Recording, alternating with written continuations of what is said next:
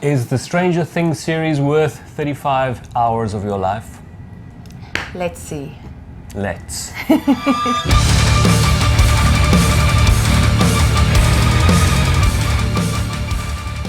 Stranger Things landed and became one of Netflix's biggest properties. Yes. And it seems like everyone likes it, whether you're a horror fan, a supernatural fan, a kiddie, teen type adventure. Even different ages. You'd think that only like 80s nostalgia types would want to watch it. It is so 80s nostalgia, it's ridiculous. It's one of the most 80s nostalgia, besides stuff like the Goldbergs and those kind of sitcoms. Yes. But the Duffer Brothers created this. Yes. They were actually born in the mid-80s. Okay. Oh, sorry, I've got a guy who's very keen to lie here. So they were toddlers in the 80s. Yeah, they were born in the mid-80s. So it's not like they lived the 80s and wanted to go back and relive it.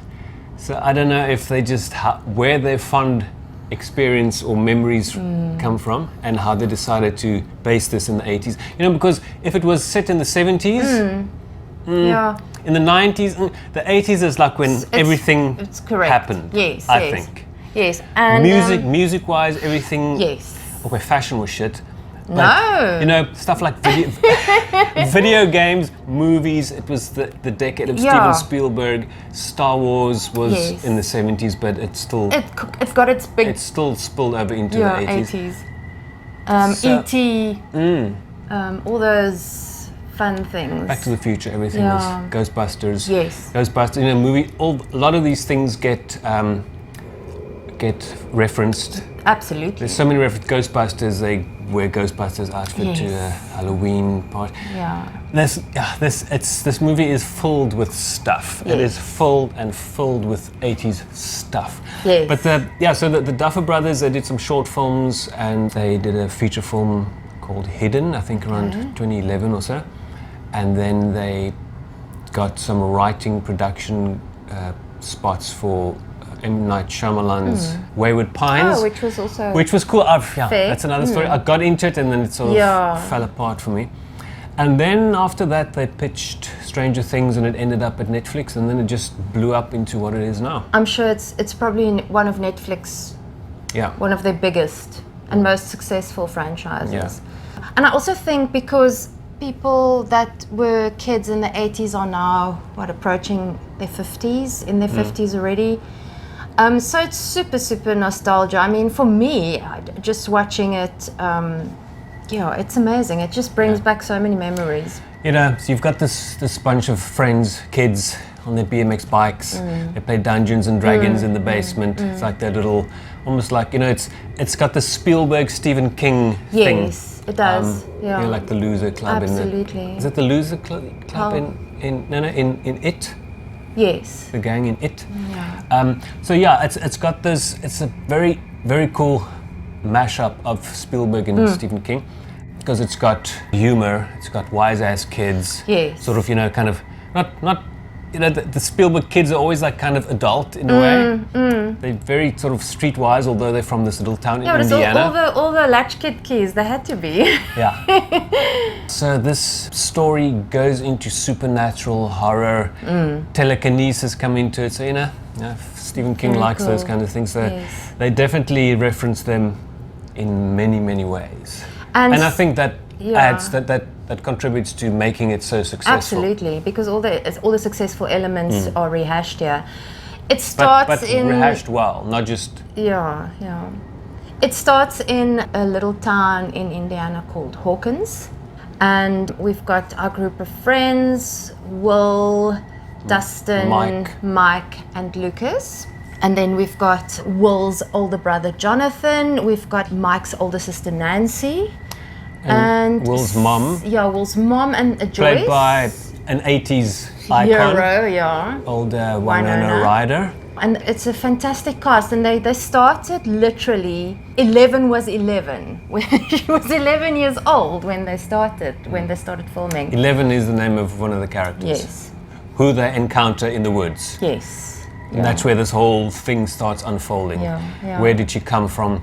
And she happens to have telekinetic powers. That's right. And in the first season, we get the knowledge that one of the pharmaceutical laboratories, they were experimenting with paranormal psycho. Without saying too much. Yeah, I don't want to give, I mean, I'm sure everyone's seen it, but in Hawkins, what happens is an interdimensional cross. Alternate reality. Alternate reality cross wire. Yeah. And explaining how that happens will be giving away too much of the story. You can say that it's called the upside down, so it's pretty much a polar opposite of that reality. So it's like a dark, fucked up reality. Everything that's in the one place is in the other place as well. And we're kind of evil, infused and weird. What we can say for people that's not watched this franchise, in season 1, Will, he's one of the friends, he gets abducted. He disappears. Yeah. Somehow into this other reality. The feeling is that he's been taken. Yeah. And this season 1 basically is this evolution around finding 11 and then starting to connect dots and a rescue attempt. Sorry, she's called 11 because she's got a tattoo on her wrist, 11.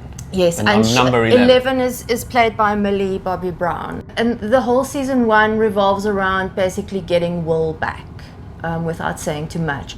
Season 2 starts in 1984. Season 1 set in 1983. And it crosses over. It crosses over. Season 1, Will disappears, and the whole season revolves around finding him.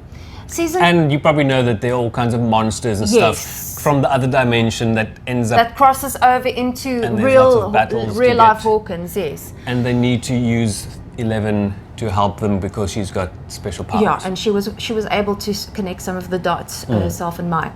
And then... And Winona Ryder, the mom... Yes. That was a very famous scene where she gets to communicate with a kid with these Christmas lights on the wall. That's right, yes, it was beautiful, yes. And so it's just unfolding how to reach him and to get him back and defeat this inexplicable evil. Another very prominent character or primary character is Jim Hopper.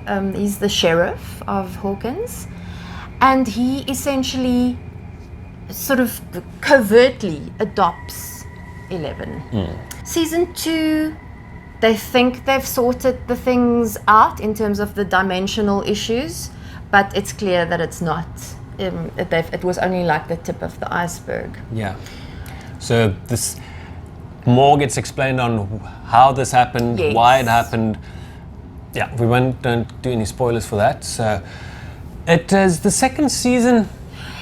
To me, it is it's nuanced. I don't remember. It's just sort of it's a continuation of the first one and just building more on the characters the expansion of the evil. Yeah, but season 2 is actually very important because it's very nuanced, and the whole time Will has the little boy Will has this feeling of things are not yet the way they should be. There's still something wrong. Yeah. This creates a lot of tension in the storyline, that's why the second season, even though it's not very memorable, it is very important because it does build and fill out and more of the storyline. But where the presumption that the evil was defeated in the first one escalates. Yes. So and there's a whole lot that happens. Yes, and you actually realize, oh crap, this is far from over. They've not defeated the evil. There's a character, you get Sadie Sink. Got some new characters being introduced. What is Maxie? And then Max. Oh, sorry, Max. Yeah, and Maxine. Max. And then there's a love interest between and her brother Billy. And there's he's like a shit-stirring mullet. Although I have to say, a girl my if you're a girl my age. What now? Yeah. If you're a girl your age now. Now. Yes. Yes. You'll think Billy is very sexy. Because when you were a kid in the 80s, you thought that kind of guy was sexy. When I was a teenager, that's what the sexy guys looked like. But they were the assholes. Oh, they were the sexy guys. So, the ones with the car and the mullet and the blue eyes and playing that. What music? This thing obviously is wall-to-wall 80s music. It's fabulous soundtrack. From Duran, The Clash, Police, up to Cyndi Lauper, Bangles, Bon Jovi, Metallica, obscure stuff, Scorpions, to more commercial stuff. Susie and the Banshees, yes. New Order. Yeah, And then we in season 3 is action-packed. Yeah, but there's also, throughout this, you've got the kids, and I mean, across this thing, you've got the kids, and you see them becoming teenagers. You literally watch them grow up. And and then the older guy, I think it's Steve, the one guy. Yes. Girlfriend, sister, boyfriend thing, all extra older characters. Yes. They actually become adults as it goes along, although they're still playing teenagers, but you can just see you can see these are now adults. Yeah. In season 3, the evil is almost more like a character. It gets a more concrete form, and its origin is more. You know more about its origin. You can start connecting more dots, but the short of it all is that a mall opens in Hawkins, and it becomes sort of the center of it, like the whole town focuses on this mall. And this doorway between the Upside Down and Hawkins is starting to kind of crack. Yes. And this one also, Millie Bobby Brown's 11 character, she becomes, because she's odd and completely... She's very awkward. Out of her depth, but then she becomes more of like a teenager, gets into silly teenage stuff. Yes. That's why the mall, it's also that 80s thing of the mall, Yes. And as a person that was a teen in the 80s, they were so spot on with the hair, the clothing, the jewelry, the whole atmosphere. They were so I'm sure the people that was on set and wardrobe, and they were all teenagers in the 80s, because they really, really had it down. In the 4th season, there's a scene at a roller skate rink. And that to me was absolutely, I was back in Goodwood roller skating. Can't remember what it was called. You didn't bash someone in the nose with a roller skater, did you? I didn't. But we were teens, or we were pre-teens, and my friend Adele's cousin, he was a little bit older than us. He was tasked with taking us there in the afternoon. Did he have a mullet and a little mustache? He did. Yeah. I thought he was quite cute. And the Billy. And he was tasked to take us to this roller skate ring. It was on the 2nd floor, a place in Goodwood. I can't remember what it was called. But that scene was just so, the music, everything was exactly the same. It was a little bit, the one in the series is a little bit more snazzy than the one that we had, but it was so spot on. Sure, it's bigger. Yeah, much bigger. Yeah. Anyway, roller skating rinks aside, and the 3rd one, there's some deaths of some characters. Yeah, it's quite hectic. The 3rd one, it becomes more sort of adult. And there's another character, so I can't remember the guy's name, but the bald guy with the glasses, like a conspiracy theorist nut. Yes. No character is useless. No. Every single character has a purpose. Yeah. If not at that moment, for the next season or down the line. Yeah. So it's such an intertwined... It's written beautifully. I mean, it's just they tie up a lot of ends, and there's no gaps that's not filled. I thought that was brilliant. I think it must be so difficult to keep tabs on such a big endeavor, and not to lose some of it through the years that it takes to produce it and make it and shoot it, and the kids being able to basically grow up and go through puberty through the whole thing. It's remarkable. It really is. And it's it's fun. It's hectic. It's dark. Yeah. It's humorous, but it's it always keeps you watching. The first season, you binged the shit out of it. Oh yes, I did. Almost like in one or 2 days. It was less than it was a week, less a than couple a of week, days. And then it's like, when's the second season coming? And you don't do that often. No, I don't. You don't easily get into something so vigorously. Now with season 4 is very, very dark. But for me, before that, the 3rd season, I felt they kind of, it sort of didn't go a bit too far, but there were some other elements brought in, which I won't say what it is, because that comes into play in the 4th season. The 4th season. With the one character that ends up in this place, which also ties back because they have to do this to end up doing this. It's a whole convoluted business, but I mean, it's done brilliantly. It's done brilliantly. Basically, I thought, I shouldn't say anything. I thought that season 4 was the conclusion.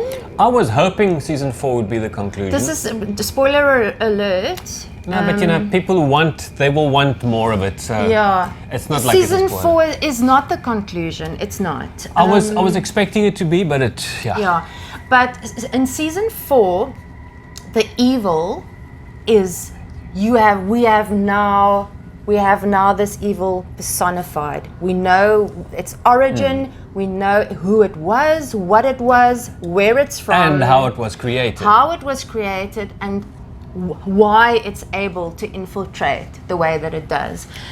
And there's a very cool a character added in season 4, Eddie Munson. Stunning guy.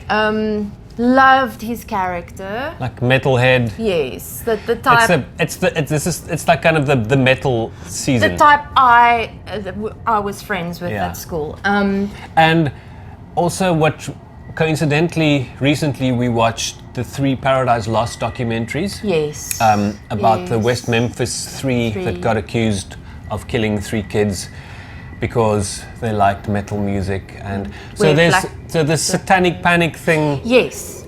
That definitely. Eddie Munson is definitely sort of based on that character that people kind of looked at thinking, ooh, and they had a club called the Hellfire Club. And it was a Dungeons and Dragons club, basically. So and there are jocks brought into this one because one of the characters, the kids are now older, one of them gets more into sports and he's buddies with his jocks. Yeah, it's almost like in the second season there's this love interest between Max and Lucas. And it gets elaborated upon, but then when Lucas becomes a little bit more of an athlete and he sort of starts to become more of one of the jocks. And he wants to like kind of be with the in crowd, and his buddies are like the outcasts. So it's that typical buddies with Eddie playing Dungeons and Dragons. It's that typical cool kids like 16 Candles and Pretty in Pink. You know, the uncool kid wanting to be. It's got all of those elements. And the love interest in season 4 actually becomes very tested, but it's a beautiful part of the storyline. And interestingly, Kate Bush's song "Running Up That Hill" in 1985, it was a hit for her, has now again, due to Stranger Things, become number 1 on iTunes. The song is important as a specific device to in the series. So that's another cool thing. Kate Bush, also a brilliant example of great 80s music. I remember my sister heard it from my sister, and I loved it. And it's the perfect song choice. But now this one, everyone is scattered in not just different parts of America, but like another part of the world. One of the characters. I mean, we've actually left out the storyline with Jim Hopper also goes completely. Yeah, because we can't we don't want to really. But I mean, we end up basically in Russia, in the old Soviet Union, just before basically the fall of the Iron Curtain. And another batch are more in California area. But, you know, and they're all concerned with the same thing. Military stuff and the facility. I don't want to give away too much. No. But all these different bits and pieces need to come together like a puzzle to sort out this evil, which is now Brilliant use of characters. There were characters in season 2 that gets reissued in season 4, like for small details, and that is why I thought it was written so well. And I'm looking forward, because I'm sure that a next installment of Stranger Things will be a conclusion. Yeah, like I said. When I see something, I've said it many times, if I see it says limited series, I go yes. Yes. Because then, I mean, I guess it's because I like movies. I want a conclusion, but then, you know, sequels and sequels. But I like it to conclude, and eventually, it's also, I don't want them to now kill it by overdoing it. No. And they haven't done it yet. No, they haven't. Not at all. In fact, it's been a pleasure to watch. There was never a place in it where I felt, okay, well, now you guys need to do something. And the episodes are most of them over an hour. The second half of the 4th season is like over 2 hours per episode. So it's like movies. And it was clever. A bunch of movies stuck together. It was clever to release June, and then you had people wait till July. It was like Ozark, but then when Ozark finished, then you were pissed off again because you wanted to now see what was going to happen. Yes. So you had to wait a month or two to get the conclusion of Ozark. Yes. Another very cool Netflix series, which is not horror, but... Yeah. Well, it is, but it's not. It's real life horror. Real life horror. And here is the Demogorgon.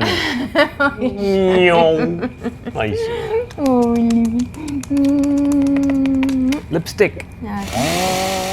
But yes, I mean, Stranger Things, it's definitely, without a doubt, worth the time. Yes, we asked you that question. 35 hours. Absolutely. I don't know if anyone would want to. Please let us know if you haven't seen it, and if you decide I'm now going to take a weekend, start Friday night, go through. You're gonna have an awesome weekend. Go through into Sunday, one go. Yes, you're gonna have an awesome weekend. Lots of coffee. Yeah, and it is especially it's great that it appeals to so many people. But even if you are a child of the 80s, you will absolutely adore it. And you know what? Also, with this it's all these kind of 80s. But they have the CGI and technology and effects, even practical effects, which they didn't exactly have in the 80s. So this would not have been able to be made in the 80s. No. So they made it now set in the 80s with today's advancements to bring all that out. Yes, and then one interesting thing that I would like to mention, I mean, Millie Bobby Brown was 11 when they started filming, and she is now 18. And I read in an article that she has noticed how all of a sudden, now that she's 18, she's being treated differently by the media and by people. It's also almost become, she calls it gross. It's almost like Emma Watson from the Harry Potter franchise. Everyone also watched this girl grow up, and in the UK they basically had a countdown for her to turn 18. It's disgusting. What the fuck, man? It's like disgusting. And the same with Natalie Portman. Also, from Leon onwards. Also like we're getting fan mail that was disgusting at the age of 13. Emma Watson, the press treated her all of a sudden like she was slut number one, and just unflattering. And the same is now happening to Millie Bobby Brown. And I just think that it's despicable. I don't know why the media should they should consider more carefully how they go about this sort of thing. I mean, we all watched her grow up. It's gross. It really is gross. Gross is the right word. I didn't know about it until you told me about it, and it was like, what the fuck, man? Yeah. No, it's disgusting. It's just absolutely disgusting. But kudos to her. She's handling it all very well. And I mean, all of this through a very tender stage. I mean, when you literally kind of saw them go through puberty. Yes, their voices change, their shapes, their bodies, their faces. It's remarkable, and that also adds to. It's very special. It really is very special. Yes. Yeah, and I mean these characters. Well, the actors like Finn Wolfhard's plays Mike. He was in the It movies. In the new Ghostbusters movie, so he's kind of become like the little horror dude of his generation, which is cool. And he's cute. Yeah, he's so cute. Yeah, he's weird looking, but cool weird looking. I still said he should play Joey Ramone when they do a Ramones movie. Absolutely. But I believe they are doing it with someone else. Okay. Just for interest's sake, I looked it up as whenever you think of something. Yeah. It's in the works. He would have made a stunning Joey Ramone for sure. He's got the right body. But now, so even if you want to take one episode a day, You can finish it like in a month. Yeah, but I'm sure you'll do more than one. If you start watching it, you'll really get into it. That's the evil of these series makers. They steal your time and your life. It's fine. This one's worth it because you get so into it and you get invested in the characters and the, you know, you want to know what's going to happen. Yes. So you just binge, and binge. Yes. But we're going to rate this. Oh yeah, absolutely. I'm giving it a 9 out of 10.